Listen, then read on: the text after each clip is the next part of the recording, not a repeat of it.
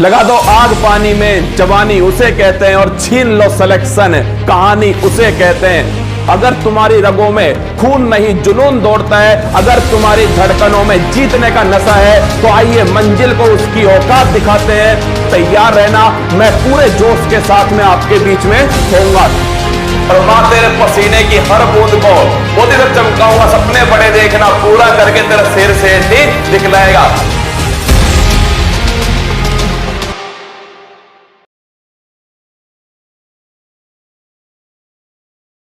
लगा दो आग पानी में, जवानी उसे कहते हैं, और छीन लो सिलेक्शन, कहानी उसे कहते हैं। अगर तुम्हारी रगों में खून नहीं जुनून दौड़ता है, अगर तुम्हारी धड़कनों में जीतने का नशा है, तो आइए मंजिल को उसकी औकात दिखाते हैं। तैयार रहना, मैं पूरे जोश के साथ में आपके बीच में होऊंगा। और मां तेरे पसीने की हर बूंद को मोदी तक चमकाऊंगा। सपने बड़े देखना, पूरा करके तेरा सिर से दिखलाएगा।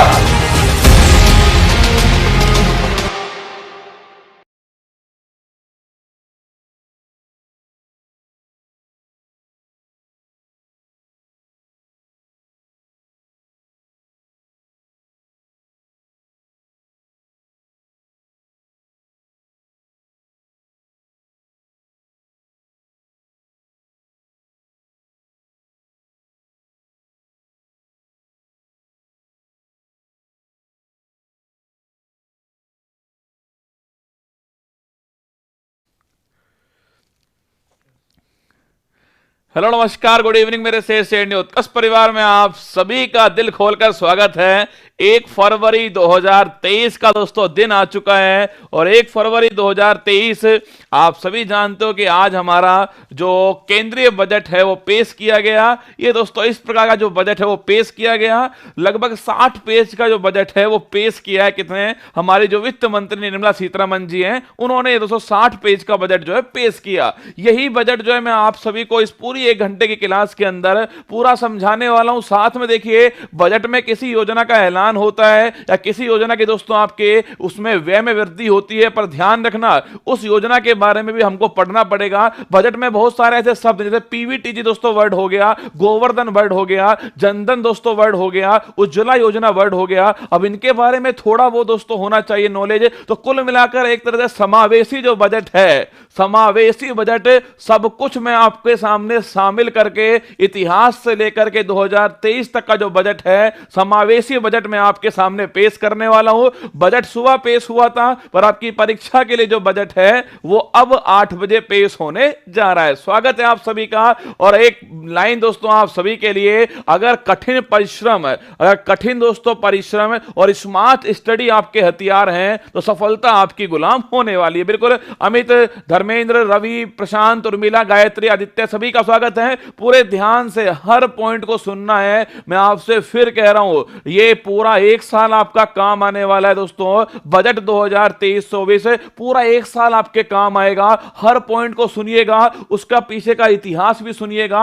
1 घंटे का टाइम में मैं आपको बजट जो है पूरा दोस्तों पढ़ाने वाला हूं। चलिए शुरुआत करते हैं। बजट का सार जो है, क्या क्या हमारी वित्त मंत्री जी ने घोषणा की है, कौन कौन सी योजनाएं शुरू हुई है, किस सेक्टर में कौन कौन सी प्राथमिकता है, उसके अंदर क्या क्या है, वो सारा मैं आपको बताने वाला हूं। पैसा कहां से आता है, कहां जाता है, फिस्कल डेफिसिट हमारा कितना है, क्या हमारा आगे का टारगेट रखा गया है, इन सब बातों पर बात करेंगे। चलिए शुरुआत करते हैं। तू हंस, तू मुस्कुरा, तू रोना कम कर दे, और तू जिंदा है इस जिंदगी की नाक में दम कर दे। चलिए शुरुआत करते हैं दोस्तों। बजट 2023-24, 1 फरवरी 2023 का दोस्तों दिन है, और वित्त मंत्री कौन? हमारी जो वित्त मंत्री हैं निर्मला सीतारमण, उनके द्वारा बजट को पेश किया गया। अब आप सभी जानते हैं दोस्तों, बजट आपके महिला प्रधानमंत्री ने पेश किया है। तो आइए कुछ बात करते हैं। देखिएगा, अगर बात करूं आपसे दोस्तों, ये अमृत काल का पहला बजट, मोस्ट इंपोर्टेंट क्वेश्चन है। अगर आपसे पूछ ले कि ये अमृत काल का कौन सा दोस्तों बजट छापेगा, ये पहला बजट। अब याद करो दोस्तों, मैंने आपको पहले पढ़ाया है कि 25 वर्ष, अगर पूछे अमृत काल की जो अवधि है वो कितनी दोस्तों छापना, ये 25 वर्ष जो है ये अमृत काल की अवधि है। और 2022 दोस्तों आप सभी को याद होगा, यहां से दोस्तों स्टार्ट होती है, और 2047 जो है ये अमृत काल होने वाला है। ये आप सभी को ध्यान रखना है, ठीक है। तो अमृतकाल का पहला जो बजट था वो आज हमारी वित्त मंत्री जी के द्वारा पेश किया गया। ये निर्मला दोस्तों सीतारमण पूछूं आपसे, ये इनका 5वां बजट है, ये भी आपको थोड़ा ध्यान रखना है, ठीक है। तो अमृतकाल का पहला बजट ये आज दोस्तों प्रस्तुत हुआ, आपको ध्यान रखना है। अब देखो कुछ बड़ी महत्वपूर्ण इतिहास की बातें हैं। अगर पूछे ब्रिटिश काल में दोस्तों पहला जो बजट है ब्रिटिश भारत में वो किसने पेश किया था? जेम्स विल्सन, ध्यान रखिएगा, इन्होंने पेश किया था और 1860 के अंदर जो है ये बजट दोस्तों पेश हुआ है। अगर पूछे कब, ये दोस्तों अंग्रेजों के समय जो है ध्यान रखिएगा बजट जो है पेश किया गया। अगर पूछूं आजाद भारत में दोस्तों लिखिएगा, आजाद भारत में 1947 में जो इंडिया के पहले दोस्तों वित्त मंत्री थे षणमुखम शेट्टी जो है इनके द्वारा बजट पेश किया गया। अगर पूछूं आपसे गणतंत्र दोस्तों आजाद की मतलब 1947, रिपब्लिक पूछूं आपसे ये 1950 ध्यान रखिएगा रिपब्लिक हो गया। उस समय हमारे वित्त मंत्री कौन थे? जॉन मैथाई। कभी कभी परीक्षा में यही घुमाएगा आपको। आजाद भारत में कौन वित्त मंत्री दोस्तों? ये षणमुखम शेट्टी है। अगर पूछे रिपब्लिक भारत में कौन है? वो जॉन मैथाई, आपको ध्यान रखना है। सर्वाधिक बार पूछूं आपसे मोरारजी देसाई, छापिएगा 10 बार दोस्तों पेश किया गया, आपके 10 बार जो बजट है वो पेश किया है।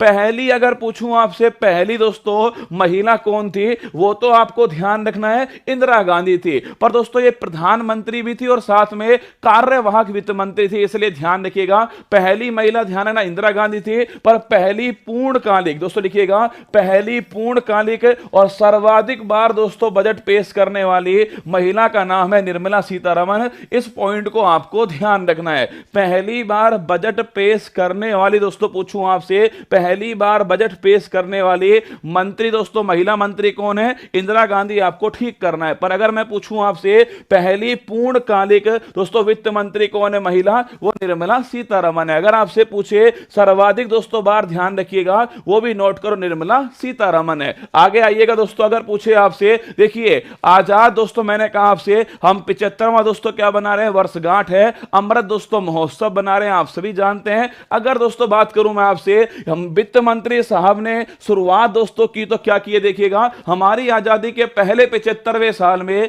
दुनिया ने भारतीय अर्थव्यवस्था को एक चमकता सितारा माना है। ये दोस्तों पहली लाइन किसकी थी? हमारी वित्त मंत्री जो है उन्होंने बजट की शुरुआत यहां से की है कि पूरा वर्ल्ड जो है इंडिया को दोस्तों क्या मान रहा है? चमकता सितारा मान रहा है। इसके साथ इन्होंने बताया कि चालू वर्ष के अंदर हमारी आर्थिक विकास दर जो है वो 7%, ये मैंने आपको लिखवाया है, याद करो 2022-23 दोस्तों लिखना आपके 2022-23 में जो आर्थिक विकास दर है वो 7% रहने का दोस्तों अनुमान है और अगले साल जो है ये 6.5% जो है अनुमान है। और ये ध्यान रखना पूरे वर्ल्ड की जो प्रमुख अर्थव्यवस्थाएं हैं उसमें सबसे अधिक, ध्यान रखिएगा, उसमें सबसे दोस्तों तेजी से बढ़ती हुई अर्थव्यवस्था किसकी है? वो इंडिया की, आपको ध्यान रखना है। चलिए आगे दोस्तों बढ़ते हैं। इसमें लिखा हुआ है पीएम गरीब कल्याण योजना। आप सभी को याद होगा कोविड-19 के दौरान दोस्तों आपके फ्री में खाद्यान्न जो है वो उपलब्ध करवाया गया था, आप सभी को याद है।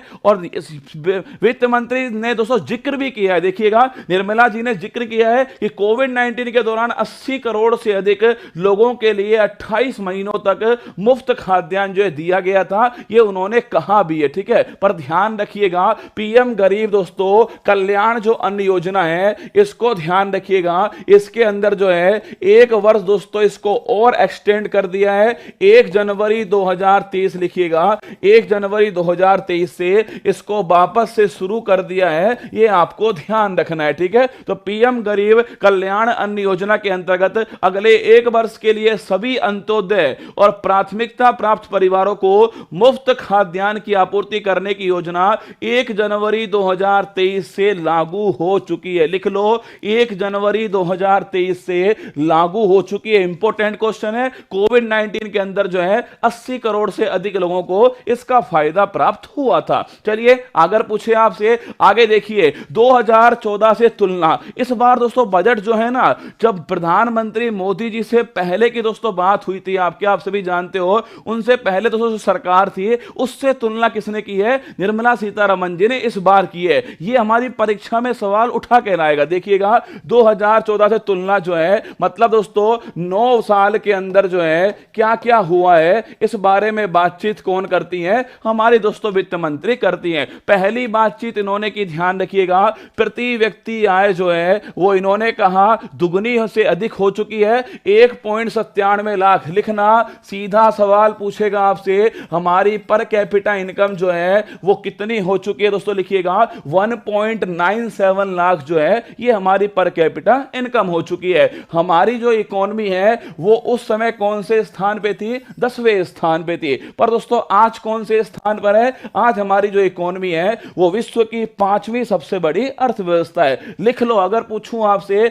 विश्व की दोस्तों 5वीं सबसे बड़ी अर्थव्यवस्था किसको पीछे छोड़कर बनी है, ब्रिटेन को पीछे छोड़कर, ध्यान रखिएगा, ब्रिटेन को पीछे छोड़कर जो है वो 5वीं अर्थव्यवस्था जो है वो इंडिया बन चुका है। ये इन्होंने दोस्तों आपके 2014 से तुलना करते हुए हमें बताया है। उस समय कौन सी थी, 10वीं थी, अभी कौन सी है, अभी दोस्तों 5वीं है। अब सुनना मेरी बात को, इसके साथ में इन्होंने कुछ योजनाओं का जिक्र किया, जैसे दोस्तों उज्ज्वला योजना के तहत 9.6 करोड़ एलपीजी कनेक्शन दिए हैं। स्वच्छ भारत मिशन के तहत 11.7 करोड़ दोस्तों घरेलू शौचालयों का निर्माण किया है। 102 करोड़ लोगों को 220 करोड़ कोविड टीकाकरण हुआ है। पीएम जनधन योजना के तहत 47.8 करोड़ बैंक खाते खोले गए। मतलब इन्होंने 9 साल में कौन कौन सी योजना में कितना कितना काम किया वो इन्होंने साथ में यहां पर बताया है। मैंने दोस्तों क्या किया, मैंने आपसे इसलिए सोच लिया कि भाई ये योजनाओं ने क्या किया ये तो नहीं पूछने वाला, पर ये योजनाएं कब शुरू हुई थी वो आपसे पूछ लेगा। देखिएगा, अगर पूछे आपसे स्वच्छ भारत दोस्तों मिशन, ध्यान रखना, ये 2 अक्टूबर 2014 को शुरू होता है और 2 अक्टूबर 2019 जो है, ध्यान रखिएगा, स्वच्छ भारत मिशन का संचालन किया गया। उज्ज्वला योजना दोस्तों छापना आपके, ये कहां से स्टार्ट होती है, बलिया उत्तर प्रदेश। कहां से, बलिया उत्तर प्रदेश से शुरू होती है। 1 मई 2016 जो है उज्ज्वला योजना शुरू होती है। एलपीजी गैस कनेक्शन जो है ये दोस्तों इसका उद्देश्य था, ध्यान रखिएगा। पीएम जनधन योजना, याद करो दोस्तों आपसे, जीरो बैलेंस अकाउंट, का जीरो जो बैलेंस अकाउंट है वो ध्यान रखना पीएम जनधन योजना में शुरू होते हैं। 28 अगस्त 2014 को यह योजना शुरू होती है और ध्यान रखना दोस्तों ये विश्व की सबसे बड़ी वित्तीय समावेशन की योजना है, ये भी आपको ध्यान रखना है। देखो परीक्षा में दोस्तों आपके जो वित्त मंत्री उन्होंने ये बातें नहीं बोली हैं, ये मैं आपको एक्स्ट्रा लिखवा रहा हूं अपनी तरफ से। देखिएगा ये दोस्तों 2014 से तुलना हुई है, ये 2 पॉइंट हमारे बजट के हिसाब से बड़े महत्वपूर्ण है। बाकी दोस्तों ये तीनों पॉइंट आपके स्टैटिक के हिसाब से महत्वपूर्ण जो है होने वाले हैं। आगे बढ़िएगा, अमृत काल के विजन को इन्होंने कहा है कि अमृत काल जो हमारा विजन है उसको हमें प्राप्त करना है तो 3 चीजों पर हमें फोकस करना होगा, ठीक है। अब बजट से आपको क्या मिला क्या नहीं मिला ये आप तय करना, मोबाइल सस्ता हुआ, एसी सस्ता हुआ नहीं हुआ, ये आप तय करना। दोस्तों मैं आपको बता रहा हूं कि बजट से आपकी परीक्षा में क्या सवाल बन सकता है, ठीक है। ये न्यूज चैनल पे बजट नहीं चल रहा, ये आपके शिक्षा से संबंधित जो बजट है वो मैं आपको यहां पर बता रहा हूं। सुनना दोस्तों, अमृत काल के लिए जो विजन है उसमें 3 चीजें दोस्तों कहा गया है। एक तो है कि युवा वर्ग पर विशेष ध्यान देते हुए नागरिकों के लिए अवसर, पहला पॉइंट है नागरिकों के लिए दोस्तों क्या क्या अवसर है, विशेष तौर पर युवा वर्ग को ध्यान देना है। सेकंड दोस्तों ऑप्शन दिया है रोजगार सृजन में वृद्धि जो है, यह सेकंड ऑप्शन दिया है। थर्ड दोस्तों लिखना आपके सुदृढ़ और स्थिर दोस्तों आर्थिक वातावरण जो है, ये तीसरी दोस्तों चीज है। इन 3 चीजों पर बल देना पड़ेगा। अमृत काल का विजन में इनको शामिल किया गया। पहला दोस्तों लिखना आपके अमृत काल के विजन में पहला क्या है, युवा वर्ग पर और नागरिकों के लिए अवसर पे ध्यान देना। सेकंड क्या है, रोजगार सृजन को बढ़ावा देना। और थर्ड दोस्तों क्या है आपके स्थिर दोस्तों आर्थिक वातावरण जो है इसका निर्माण करना। ये आपके सामने 3 पॉइंट मैंने बता दिए। अगर मैं पूछूं आपसे कि भारत दोस्तों 800, देखिए भारत दोस्तों कब आजाद होता है, 1947 से 100 साल कब पूरे हो रहे हैं, 2047 के अंदर। तो लिखना दोस्तों भारत 800 की यात्रा में 4 रूपांतरकारी मौके, मतलब अगर दोस्तों हमें अमृत काल का जो दोस्तों हमारा मिशन है उसको अगर प्राप्त करना है तो हमें 4 रूपांतरकारी परिवर्तन करने पड़ेंगे। पहला क्या होगा, महिलाएं दोस्तों आर्थिक जो है, महिलाओं का दोस्तों लिखना आपके महिलाओं का एम्पावरमेंट करना पड़ेगा, ये आपको ध्यान रखना है। सेकंड मोस्ट इंपॉर्टेंट पॉइंट लिखिएगा पीएम विश्वकर्मा। और अगर मेरी क्लास में आप हैं तो ध्यान रखना, मैंने आपको लिखाया था कि पीएम विश्वकर्मा कौशल सम्मान योजना, ये मैंने आपको लिखवाया था। इसे दोस्तों शॉर्ट फॉर्म में पीएम पीएम विकास योजना, इसका जिक्र आज वित्त मंत्री ने बजट के अंदर किया है। सुन लो मेरी बात को, पीएम विश्वकर्मा कौशल सम्मान दोस्तों योजना, इसे पीएम विकास योजना कहा गया है। और वित्त मंत्री साहब ने, वित्त मंत्री दोस्तों, इन्होंने कहा है कि जो पारंपरिक जो शिल्पकार है दोस्तों, इनका नाम है विश्वकर्मा। आप सभी जानते हो जो पारंपरिक शिल्पकार हैं, इन्हें विश्वकर्मा भारत के अंदर कहते हैं। इन्होंने कहा है कि ये आत्मनिर्भर भारत की सच्ची आत्मा से काम करते हैं। कौन? पारंपरिक जो शिल्पकार है। और इन्होंने साथ में कहा है कि इन जो पारंपरिक जो शिल्पकार है दोस्तों, इनको वित्तीय समर्थन उपलब्ध कराया जाएगा, साथ में कौशल विकास इनका दोस्तों स्किल ट्रेनिंग होने वाली है, साथ में जो बाजार है इनके दोस्तों प्रोडक्ट के लिए कोई बाजार उपलब्ध कराया जाएगा, और साथ में इनको डिजिटल रूप से जो है वो दोस्तों साक्षर जो है हम करने वाले हैं। नोट करना,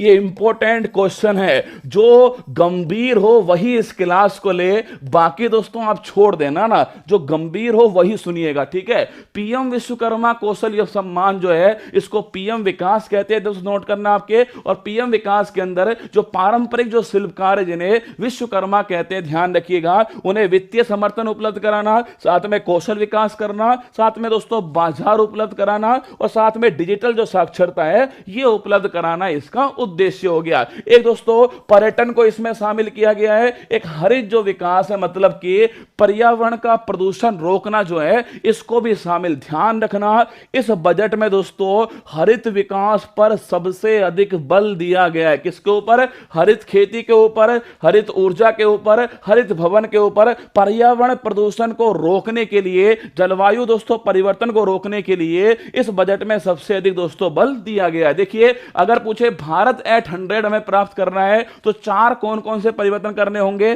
पहला परिवर्तन है महिलाओं का दोस्तों, विमेन एम्पावरमेंट, पीएम विकास योजना, थर्ड है पर्यटन दोस्तों, और फोर्थ है आपके हरित विकास। इन चार चीजों पर दोस्तों बल देना पड़ेगा। अब सुनिएगा, सबसे महत्वपूर्ण सवाल आपकी परीक्षा के लिए, मोस्ट इंपोर्टेंट क्वेश्चन है कि बजट की कितनी प्राथमिकताएं तय की गई हैं। ध्यान रखिएगा, इस बजट में दोस्तों कितनी आपके 7 प्राथमिकताएं जो हैं वो इस बजट के अंदर तय हुई हैं। कौन कौन सी प्राथमिकताएं हैं, फिर इनके बारे में दोस्तों हम बात जो है करने वाले। देखिएगा, पहली प्राथमिकता है दोस्तों समावेशी विकास। कौन सी है? समावेशी विकास, सबका साथ सबका विकास जो है ये पहली दोस्तों प्राथमिकता है। इसके अंदर स्वास्थ्य के बारे में पढ़ेंगे, हेल्थ के बारे में पढ़ेंगे, इसके अंदर दोस्तों एजुकेशन सिस्टम के बारे में पढ़ेंगे। ये हो गया आपके समावेशी विकास पहला। सेकंड दोस्तों लिखना आपके अवसंरचना और निवेश जो है ये सेकंड, मतलब इन्वेस्टमेंट जो है ये दोस्तों सेकंड हो गया। थर्ड छापिएगा अंतिम छोर तक पहुंचना,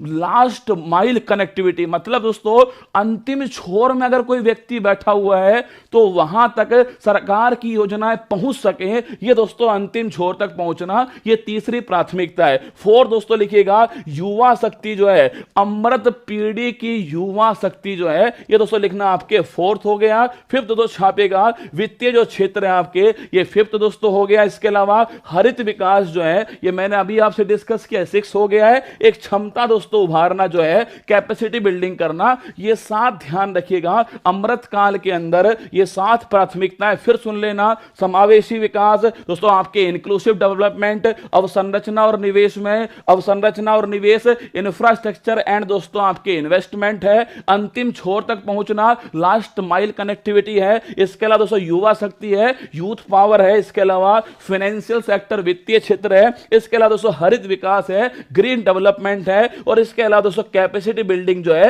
क्षमता उभारना। ये 7 ध्यान रखिएगा बजट की प्राथमिकताएं हैं। आइए शुरुआत करते हैं। पहली दोस्तों प्राथमिकता जो क्या है वो है आपके, पहली प्राथमिकता दोस्तों पूछूं आपसे, वो है समावेशी विकास। कौन सा है? इंक्लूसिव डेवलपमेंट, सबका साथ सबका विकास। क्या है? सबका साथ सबका विकास जो है ये दोस्तों लिखना आपके, ये पहली प्राथमिकता है। जिस हिसाब से वित्त मंत्री जी ने बजट पेश किया है, मैं आपको उसी हिसाब से पूरा बजट पढ़ा रहा हूं ना। अब घर जाके दोस्तों कभी आप बाई चांस अगर पढ़ोगे ना, इसको दोस्तों पूरा पढ़ोगे तो आपको कुछ कुल मिलाकर इसी प्रकार का दोस्तों मिलने वाला है। सारी खास बातें आपको इसी क्लास में बता रहा हूं। पहला दोस्तों किस पर है? पहली बात ध्यान रखिएगा, इसके अंदर एग्रीकल्चर आएगा, इसके अंदर हेल्थ आएगा और एजुकेशन है। हम 3 चीजों की बात करने वाले हैं। है, एक तो एग्रीकल्चर की दोस्तों बात करेंगे इसके अंदर, एक इसके अंदर हेल्थ की बात करेंगे, और एक दोस्तों इसके अंदर जो है वो एजुकेशन की बात हम करने वाले। देखिए लिख लो, नोट कर लो, कृषि वर्धक निधि दोस्तों लिखिएगा, पहली बात छापिएगा। अगर पूछूं आपसे दोस्तों लिखना, एक नई दोस्तों आपके फंड की स्थापना हुई है, इसका नाम है एग्रीकल्चर एक्सीलरेटेड फंड। एग्रीकल्चर को एक्सीलरेट करना मतलब कृषि को दोस्तों तेजी से आगे बढ़ाना, यह पहला फंड नोट करना।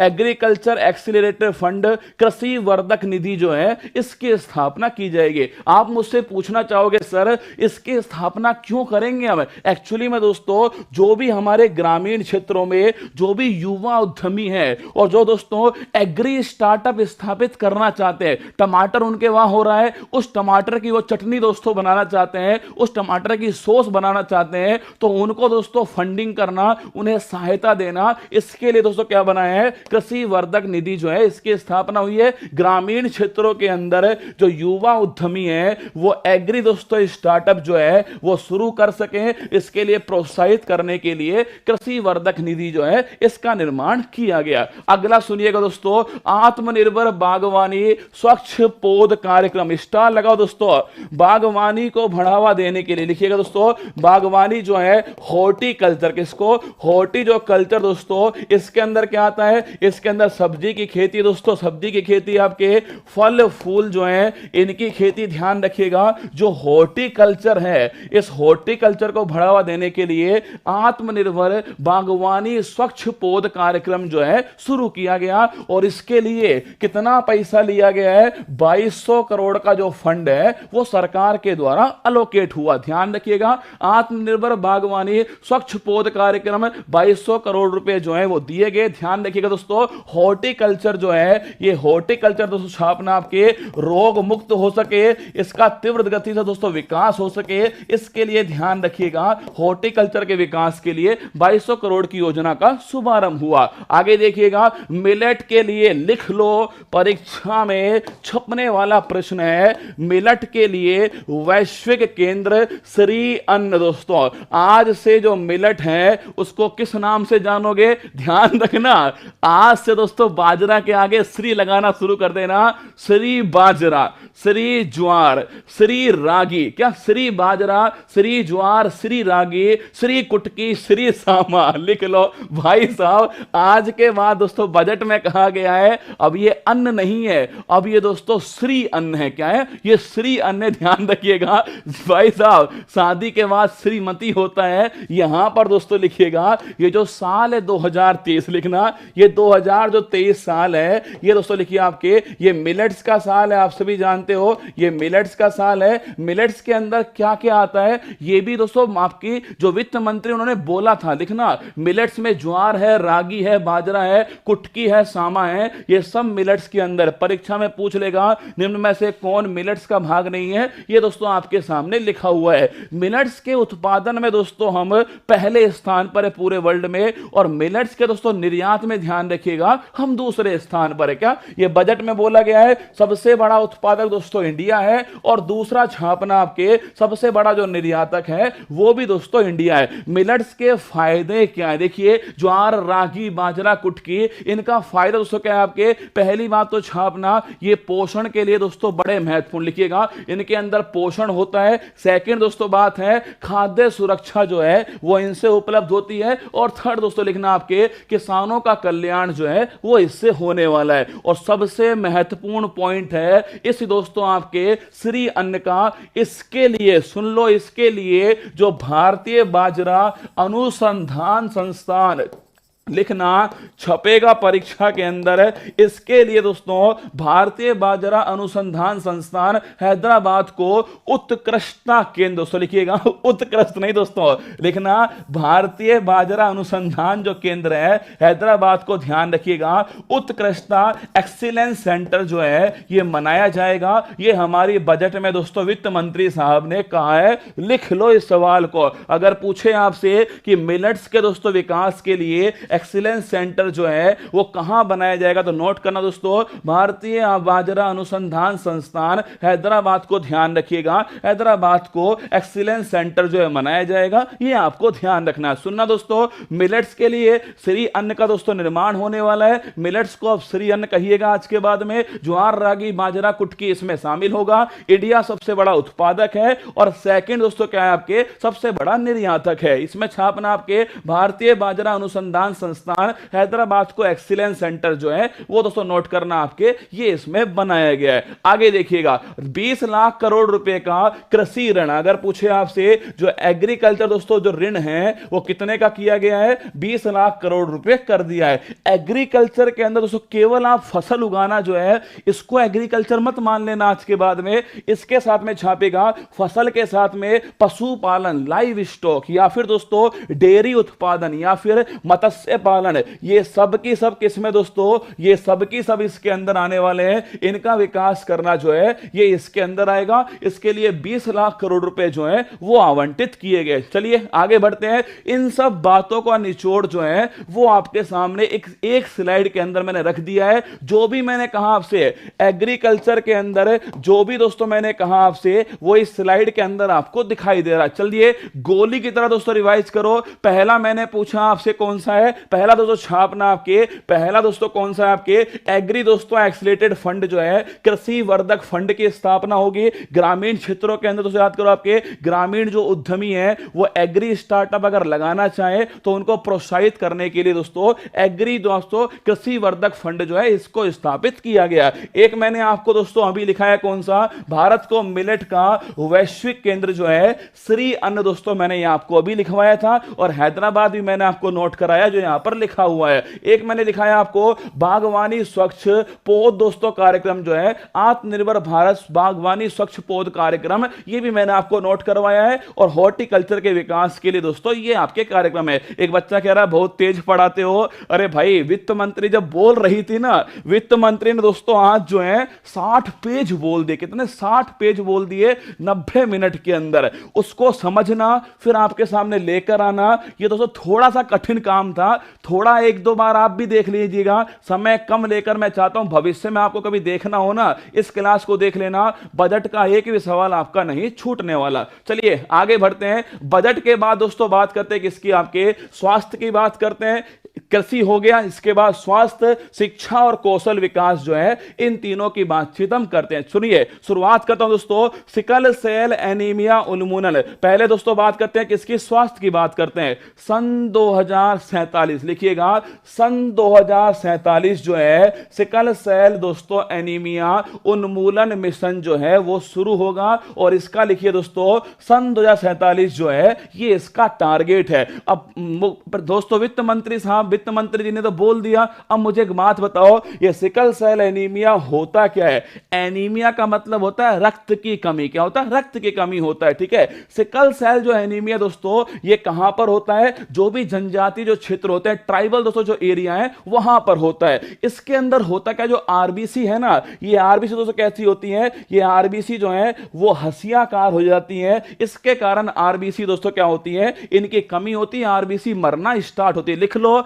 सिकल सेल एनीमिया दोस्तों ये जनजातीय क्षेत्रों में होता है, आरबीसी हसियाकार होती है, आरबीसी की कमी होती है, नई आरबीसी नहीं बनती है, आरबीसी मरना स्टार्ट होती है। सन 2047 जो है इसका उन्मूलन का साल हमने रखा है। जिला शिक्षा और प्रशिक्षण संस्थान, इनकी स्थापना की जाएगी अध्यापकों का प्रशिक्षण के लिए। सुन लो, टीचर्स की ट्रेनिंग के लिए। मतलब टीचर्स दोस्तों ऐसा नहीं है, आजकल हो क्या रहा है, आजकल दोस्तों नई नई तकनीक आ चुकी है, नई नई टेक्नोलॉजी आ चुकी है, नए नए दोस्तों आपके इनोवेशन हो चुके हैं। तो नवाचार और तकनीक की ट्रेनिंग देने के लिए क्या हुआ है, अध्यापकों के ट्रेनिंग के लिए, टीचर्स के ट्रेनिंग के लिए जिला शिक्षा और प्रशिक्षण संस्थान जो है इनकी स्थापना की जाएगी। बच्चों और किशोरों के लिए राष्ट्रीय डिजिटल पुस्तकालय। अभी तक आप जाते हो लाइब्रेरी में बैठते हो और वहां पर दोस्तों एक किताब लेते हो और उसको पढ़ना स्टार्ट करते हो, यही करते हो ना।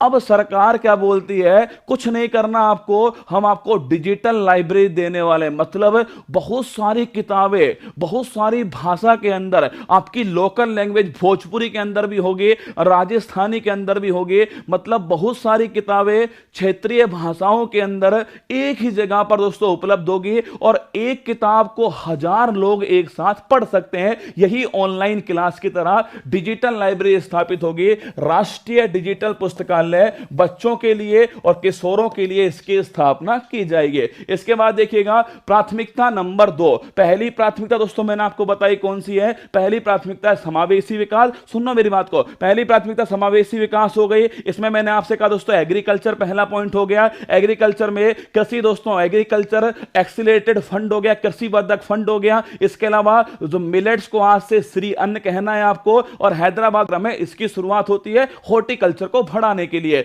इसके बाद मैंने आपको स्वास्थ्य लिखवाया, जिसमें मैंने लिखा है सिकल सेल जो एनीमिया है 2047 जो ये इसका उन्मूलन होगा, ये मैंने आपको नोट करा है। इसके बाद दोस्तों मैंने आपको क्या लिखवाया, शिक्षा के बारे में बताया है कि अध्यापकों की ट्रेनिंग के लिए कार्यक्रम शुरू हो चुका है। और इसके अलावा दोस्तों मैंने लिखा है आपके जो भी बालक हैं या फिर किशोर हैं उनके लिए राष्ट्रीय डिजिटल दोस्तों आपके लाइब्रेरी की स्थापना होने वाली है। अब सुनो, प्राथमिकता नंबर 2 आपके सामने, अंतिम छोर और व्यक्ति तक पहुंचना जो है, यह प्राथमिकता नंबर 202 है। लास्ट माइल कनेक्टिविटी जो है इसके बारे में बातचीत की गई। अब सुनो, इसमें कहा गया आकांक्षी ब्लॉक कार्यक्रम जो है वो शुरू होने वाला है। आप सभी जानते हो इससे पहले दोस्तों हमने आकांक्षी जिला कार्यक्रम शुरू हुआ था, और बता दो कमेंट बॉक्स में कितने जिले इसके अंदर शामिल हैं। ऐसे जिले जिनका विकास ज्यादा नहीं हुआ है उनका विकास करने के लिए, विकास कहां कहां पर दोस्तों, स्वास्थ्य के स्तर पर विकास करने के लिए, पोषण के स्तर पर विकास करने के लिए, एजुकेशन है, एग्रीकल्चर है, इंफ्रास्ट्रक्चर है, इन सब का विकास करने के लिए दोस्तों क्या हुआ, आपके आकांक्षी जिला कार्यक्रम शुरू होता है। और इसके अंदर अगर आपसे पूछ ले कितने जिले शामिल हैं, 112 जिले जो हैं वो इसके अंदर शामिल होते हैं। अब सरकार ने कहा है कि आकांक्षी जिला जो कार्यक्रम है इसी की तरह जो है वो आकांक्षी ब्लॉक कार्यक्रम जो है वो शुरू होने वाला है। और ये कितने दोस्तों, 500 जो ब्लॉक हैं इन पर ये शुरू होगा। तो पहला हो गया आकांक्षी ब्लॉक कार्यक्रम 500 ब्लॉक के ऊपर शुरू होने वाला है। मोस्ट इंपॉर्टेंट क्वेश्चन है, अगर आप किसी पब्लिक सर्विस कमीशन की तैयारी कर रहे हैं, और ये सवाल तो यूपीएससी ने पूछा है, चेक कीजिएगा आप जाकर के, यूपीएससी ने अपने सिविल सर्विस एग्जाम में इसके बारे में पूछा गया। अब देखो हमारी दोस्तों वित्त मंत्री ने कहा कि प्रधानमंत्री पीबीटीजी विकास मिशन की शुरुआत करेंगे, वो तो कहकर चली गई, अब इसको समझाना हमको पड़ेगा। सुनना भाई साहब, प्रधानमंत्री पीबीटीजी जो विकास है ये मिशन शुरू होने वाला है, ऐसा दोस्तों वित्त मंत्री जी ने कहा। अब सुनना, पहली बात दोस्तों, पीबीटीजी जो है इसका मतलब क्या होता है, इसका दोस्तों मतलब होता है विशेष रूप से संवेदनशील जनजातीय समूह। एक्चुअली में दोस्तों ट्राइबल जो ग्रुप होते हैं ना वो प्रकृति के पास होते हैं, वो हमसे दोस्तों दूर होते हैं, उन्हें तकनीक से, उन्हें 5G 4G सोना बाबू से कोई मतलब नहीं होता, वो दोस्तों प्रकृति के नेचर के बिल्कुल पास होते हैं। और उनमें से भी दोस्तों ऐसे ग्रुप जो प्रकृति के सबसे नजदीक है उन्हें कहते हैं आदिम जनजाति। आपने सुना होगा ना, आदिम दोस्तों जनजाति जो है इन्हीं को क्या बोलते हैं, इन्हीं को बोलते हैं पीबीटीजी कहते हैं, मतलब कि विशेष रूप से संवेदनशील जनजातीय समूह जो है कहा जाता है। इसी को इंग्लिश में दोस्तों क्या बोलते हैं, इसी को इंग्लिश में पर्टिकुलरली वल्नरेबल ट्राइबल ग्रुप जो है कहा जाता है। मतलब कि दोस्तों आदिम जनजाति जो है जो अभी भी शिकार करते हैं, अभी भी शिकार करते हैं दोस्तों, इसके अलावा जो लिखना नहीं जानते हैं वो दोस्तों आदिम जनजातियां होती हैं। इनके विकास के लिए क्या हुआ, इनके विकास के लिए यह मिशन स्टार्ट हुआ। अब दो महत्वपूर्ण बातें हैं, अगर पूछे इन्हें अलग से ग्रुप जो है वो किस दोस्तों आयोग ने बनाया, छापेगा डेबर आयोग। इंपॉर्टेंट क्वेश्चन है, डेबर जो आयोग है इन्होंने 1973 में इनको अलग से ग्रुप बनाया। इनकी संख्या भारत में कितनी है, लिखो स्टार लगाओ, इनकी संख्या भारत के अंदर 75। ऐसी 75 दोस्तों आपके जो आपके दोस्तों पीबीटीजी हैं वो इंडिया के अंदर उपलब्ध हैं। और सर्वाधिक कहां पर है, उड़ीसा में। और आप चेक कर लेना, यूपीएससी का सवाल था दोस्तों, ये कितनी है, 75 है। सर्वाधिक कहां पर, उड़ीसा के अंदर। ध्यान रखिएगा, डेबर आयोग ने इनको अलग से ग्रुप के रूप में नॉमिनेट किया है। इसके अंदर आदिम जो जनजातियां हैं वो इसके अंदर अंदर आती हैं। शिकार करना दोस्तों या फिर लिखना नहीं आता जिन्हें, वो इसके अंदर आते हैं। ठीक है, तो नोट करना, प्रधानमंत्री पीबीटीजी विकास मिशन जो है इसकी शुरुआत की गई, ऊपरी भद्रा योजना।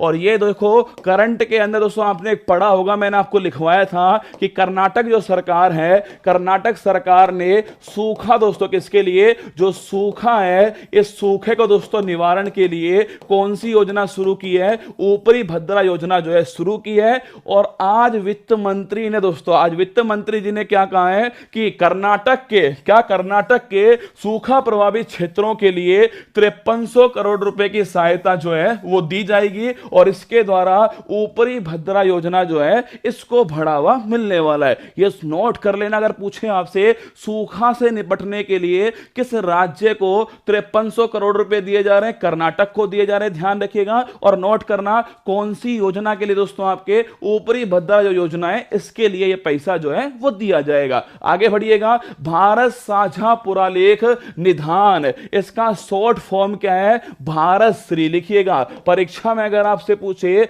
कि भारत श्री क्या है, आप परीक्षा आएंगी भविष्य में, चिंता मत करो।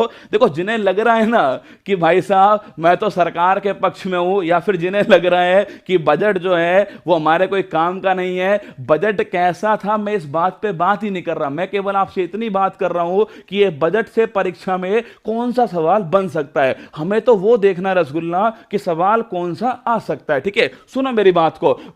एक दोस्तों आपके योजना स्थापित की है जिसका नाम है भारत श्री। फुल फॉर्म क्या है, भारत साझा पुरालेख निधान जो है ये इसकी फुल फॉर्म है। मतलब दोस्तों क्या हो गया, मतलब हो गया आपके जो भी हमारे पुराने दोस्तों अभिलेख हैं, जो भी दोस्तों पुराने अभिलेख हैं ना, उनको डिजिटलीकरण करना ये उद्देश्य है। क्योंकि दोस्तों कभी ना कभी जो है वो समाप्त हो ही जाएंगे, आप जानते हो कभी ना कभी समाप्त होंगे। अगर वो डिजिटल रूप से हमारे पास होंगे तो भविष्य में हमारे साथ रहने वाले। ठीक है, तो 1 लाख प्राचीन पुरालेख जो हैं इनको दोस्तों डिजिटलीकरण करने के लिए भारत श्री का शुभारंभ हुआ है। भारत साझा पुरालेख निधान जो है ये इसका नाम हो गया। आगे देखिएगा, ये सारी बातें मैंने आपसे कही। अरे बताओ सेकंड प्राथमिकता कौन सी है, सेकंड दोस्तों प्राथमिकता हो गई आपके अंतिम छोर तक पहुंचना जो है सेकंड प्राथमिकता है। इसके अंदर हमने किसकी बात करी है, प्रधानमंत्री पीबीटीजी विकास मिशन जो है इसकी बात करिए। पीबीटीजी बताओ कमेंट बॉक्स में कितने भारत के अंदर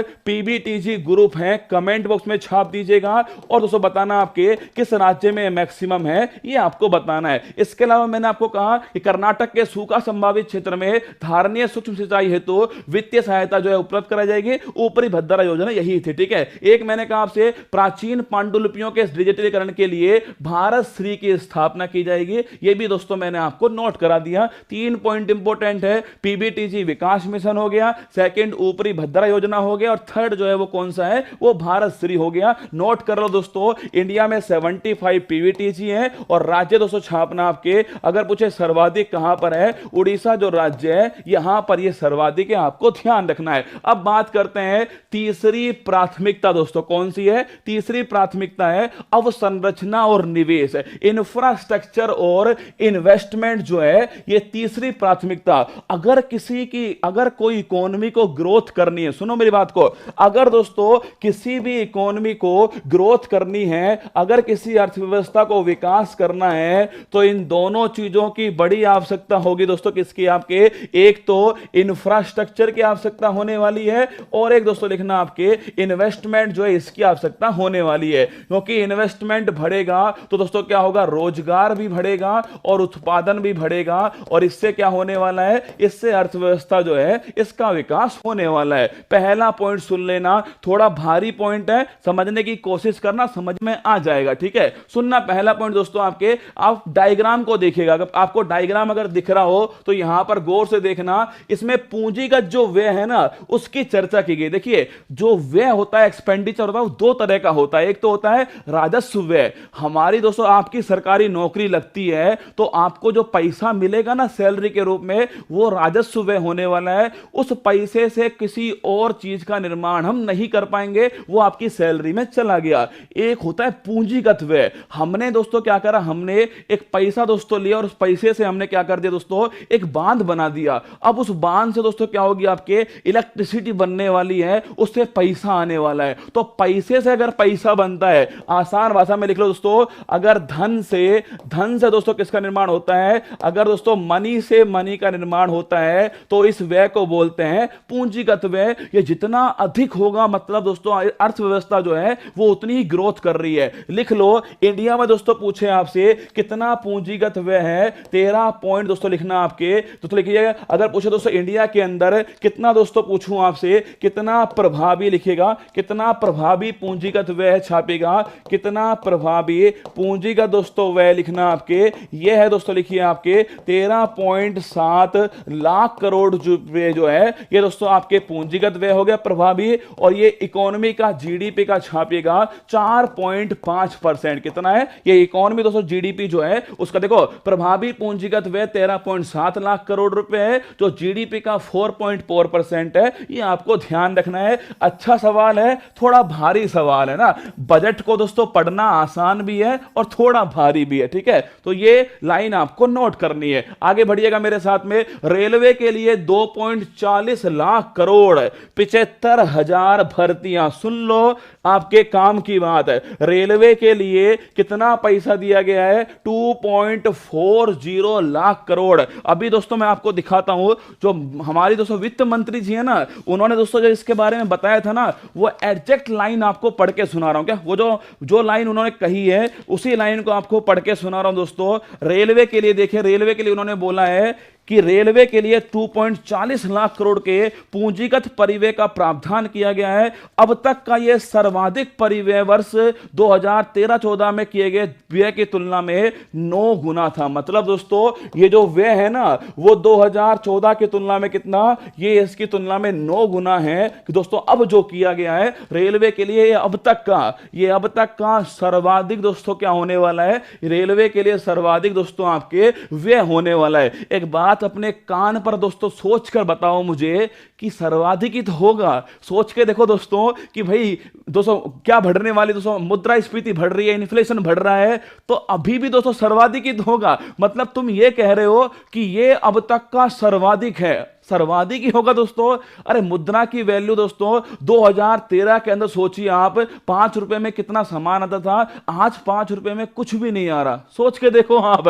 मतलब ये कहना दोस्तों, ये अपने आप में मुझे तो ठीक नहीं लगा। बताओ, ये कहना कि ये सर्वाधिक है, सर्वाधिक ही होगा, अगली बार इससे अधिक ही होगा, इससे कम थोड़ी होगा, अगली बार इससे अधिक ही तो होगा दोस्तों। तो ध्यान रखना, रेलवे के लिए 2.40 लाख करोड़ रुपए और 75,000 दोस्तों वैकेंसी जो है वो आएंगी इसके अंदर, और 2014 की तुलना में ये 9 गुना है, ऐसा इन्होंने कहा है। शहरी अवसंरचना विकास निधि, लिखिएगा इंपॉर्टेंट क्वेश्चन दोस्तों आपसे पूछे कि भाई साहब अर्बन इन्वेस्टमेंट डेवलपमेंट फंड जो है इसकी स्थापना की जाएगी, शहरी अवसंरचना विकास निधि जो है इसकी स्थापना की जाएगी। कहां पर होगी, टीयर 2 और टीयर 3 जो शहर हैं इनके अंदर होने वाली है, और शहरी अवसंरचना का निर्माण के लिए इसका निर्माण होगा। सबसे महत्वपूर्ण पॉइंट लिखिएगा, इस योजना का पूछूं आपसे, इस पैसे का, ये जो फंड आने वाला है इसका प्रबंधन कौन करेगा, छापेगा राष्ट्रीय आवास बैंक। लिख लो,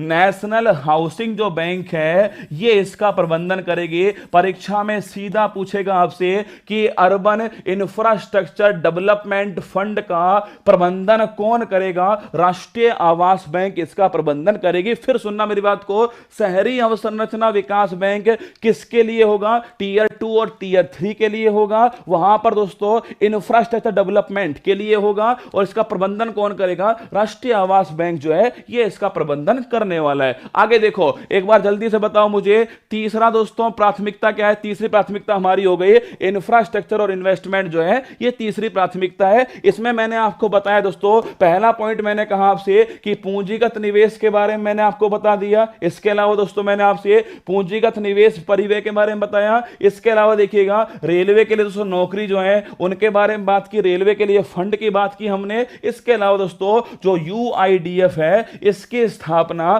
श्रेणी 2 और श्रेणी 3 शहरों में शहरी अवसंरचना का सृजन के लिए किया जाएगा। यह पॉइंट हमने डिस्कस किया। अगला देखिएगा सक्षमता को सामने लाना जो है ये दोस्तों चौथी प्राथमिकता आपके सामने है। सक्षमता को सामने लाना ये चौथी प्राथमिकता है। इसके अंदर पहला प्रारंभ दोस्तों हुआ है आई गोठ कर्म योगी। देखो मतलब दोस्तों इस बजट में योजनाएं तो ऐसी ऐसी आई है ना, आप कहोगे गुरुजी मौज हो गई है ना। योजनाएं तो बहुत है इस बजट के अंदर, कितनी प्रभावी होंगी वो देखने वाली बात होगी। सुनो, आई गोठ कर्म योगी, इस बजट को पढ़ना अपने आप में दोस्तों साहसिक कार्य था। सुनना मेरी बात को, मिशन कर्म योगी शुरू किया एक बार दोस्तों, किसने आपके मिशन कर्म योगी शुरू किया भारत सरकार के द्वारा। जो भी सिविल सेवक हैं वो पारदर्शी हो सके, भ्रष्टाचार कम हो सके, वो दोस्तों दुराचार से दूर रह सके, जवाबदेही हो सके। मतलब सरकार की योजना जनता तक पहुंचती है नहीं पहुंचती है, इसकी अकाउंटेबिलिटी, इसकी जवाबदेही किसकी होगी दोस्तों? इसकी जवाबदेही जो है वो प्रशासक की होने वाली है। और प्रशासक पारदर्शी हो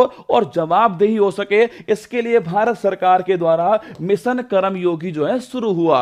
अब भारत सरकार ये मानती है कि जो प्रशासक हैं उनको भी ट्रेनिंग की जरूरत है। सोचो आप, मिशन कर्म योगी पहले शुरू कर दिया, अब भारत सरकार को समझ में आया कि इनको खुद ट्रेनिंग देनी पड़ेगी। तो भारत सरकार ने दोस्तों जो आपके सिविल सेवक हैं उनके ऑनलाइन प्रशिक्षण के लिए आई गोठ कर्म योगी जो है इसको शुरू किया है। ध्यान रखिएगा, मिशन कर्म योगी में जो प्रशासक है दोस्तों वो पारदर्शी हो सके, जवाबदेही हो सके, ये मिशन कर्म योगी है। और ध्यान रखना, उन सिविल सेवकों के ऑनलाइन प्रशिक्षण के लिए आई गोठ कर्म योगी जो है इसकी शुरुआत की गई है। ये आपको थोड़ा ध्यान रखना है।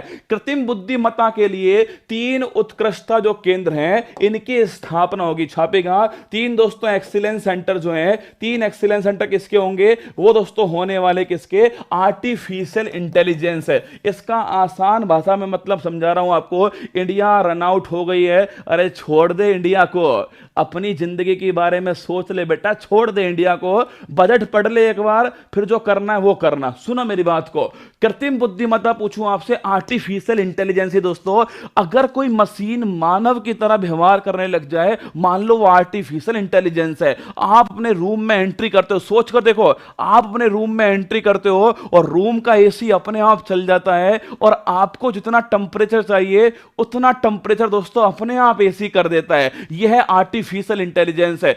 आपने कभी दोस्तों गूगल पर सर्च किया है कि मुझे एडिडास के शूज चाहिए? अब दोस्तों क्या करो, एक बार आप सर्च कर लो, फिर अपनी फेसबुक खोलना, उसके बाद में अपना दोस्तों आप इंस्टाग्राम खोलिएगा, आप देखना आपको कहीं ना कहीं दोस्तों शूज के ऐड दिखने लग जाएंगे। ये आर्टिफिशियल इंटेलिजेंस है। ध्यान रखना, जब मशीन जो है किसकी तरफ से, मशीन जो है वो मानव मस्तिष्क की तरह व्यवहार करने लग जाए, ध्यान रखिएगा, वो आर्टिफिशियल इंटेलिजेंस है। इसके 3 एक्सीलेंस सेंटर जो है वो इंडिया के अंदर स्थापित होने वाले हैं। अब सुनो सबसे महत्वपूर्ण बात दोस्तों, कोई बिजनेस करने वाला अगर व्यक्ति है तो उसके लिए पैन कार्ड जरूरी होता है। आप सभी जानते हैं जो हमारी इनकम है दोस्तों, उसका सोर्स क्या है आपके, वो हमारा पैन कार्ड है। कोई बिजनेस करने वाला व्यक्ति है और उसके लिए अगर पैन कार्ड जरूरी है तो वो पैन कार्ड ही उसका दोस्तों पहचान पत्र होगा। ध्यान रखिएगा, ये लाइन पढ़ना, स्थायी खाता नंबर, परमानेंट अकाउंट नंबर को सामान्य पहचानकर्ता के रूप में प्रयोग किया जाएगा।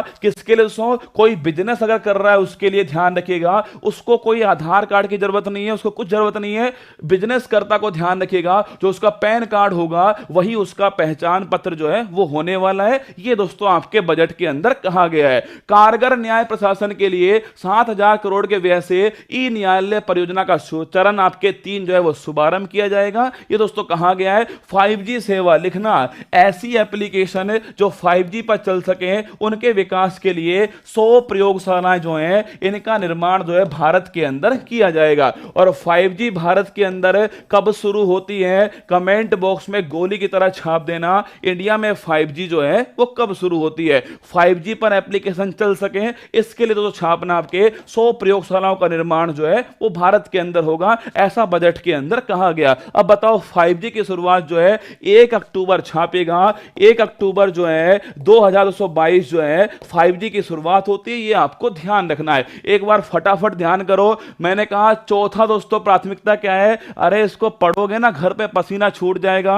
यहां याद करवा रहा हूं, याद कर लो। चौथी प्राथमिकता दोस्तों क्या है, आपके सक्षमता को सामने लाना जो है वो चौथी प्राथमिकता है। इसमें मैंने आपको दोस्तों क्या क्या बताया, आपके पहली बात दोस्तों मैंने आपको बताई, ध्यान रखिएगा कि 5G के लिए 100 प्रयोगशालाएं होंगी, ये मैंने आपको पहला पॉइंट है। आर्टिफिशियल इंटेलिजेंस के लिए 3 एक्सीलेंस सेंटर होंगे, ये दोस्तों सेकंड पॉइंट हो गया। एक मैंने PN नंबर जो है उसके बारे में आपको लिखवाया है, परमानेंट जो अकाउंट नंबर है, बिजनेसमैन के लिए यही पहचान पत्र होगा, ये मैंने आपको लिखवा दिया। आगे चलिएगा, प्राथमिकता 5, one of the most important. अगर आपने बजट मेरा दोस्तों मेरा शुरू से सुना होगा तो मैंने शुरुआत में आपसे कहा था, सुन के देखिएगा कि इस बजट में सबसे अधिक जो बल है वो किस पर दिया गया है, ग्रीन डेवलपमेंट जो है इसके ऊपर सर्वाधिक जो बल है वो इस बजट के अंदर दिया गया है। और दोस्तों आपके जब इस पर बल दिया गया ना तो उस समय जो हमारी वित्त मंत्री जी हैं, मैं सुनाता हूं आपको उन्होंने क्या कहा, सुनाता हूं दोस्तों देखिएगा। जो हमारी वित्त मंत्री जी हैं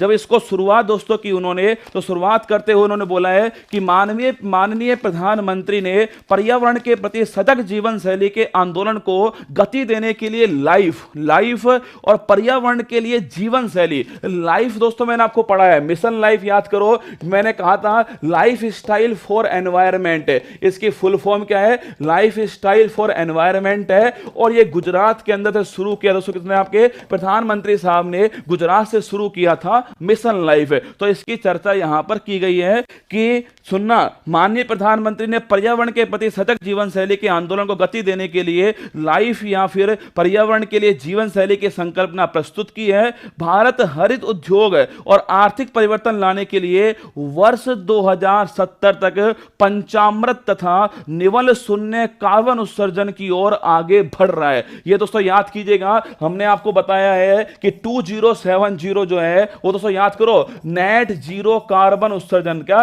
नेट जीरो कार्बन दोस्तों इमिशन जो है ये हमने टारगेट कब का रखा है, 2070 जो है ये हमारा टारगेट है। और इसके लिए दोस्तों लिखना है, इसके लिए जो है एक योजना दोस्तों शुरू की गई है, पंचामृत। देखो अगर उत्तर प्रदेश में दोस्तों पूछूं आपसे, उत्तर प्रदेश में पंचामृत जो योजना है वो किसके लिए शुरू होती है, छापना, गन्ना उत्पादन जो है इसके लिए पंचामृत योजना उत्तर प्रदेश के अंदर शुरू होती है। लेकिन COP26 जो है ग्लासगो के अंदर हुआ था, एनवायरमेंट के दोस्तों आपके जलवायु परिवर्तन को रोकने के लिए हुआ था, उसमें भारत सरकार के द्वारा जो प्रधानमंत्री है उनके द्वारा पंचामृत जो मिशन है उसको पेश किया गया। तो आइए आगे बढ़ते दोस्तों, अब देखना हरित हाइड्रोजन मिशन, इसकी शुरुआत दोस्तों बजट में की गई है। और मैंने तो आपको पहले ही लिखाया है, नेशनल हाइड्रोजन मिशन जो है इसकी शुरुआत बजट के अंदर होती है। COP26 लिखना, COP26 जो है ये ग्लासगो के अंदर हुआ था। और अभी हाल ही में जो COP27 है वो मिस्र के अंदर आयोजित हुआ है,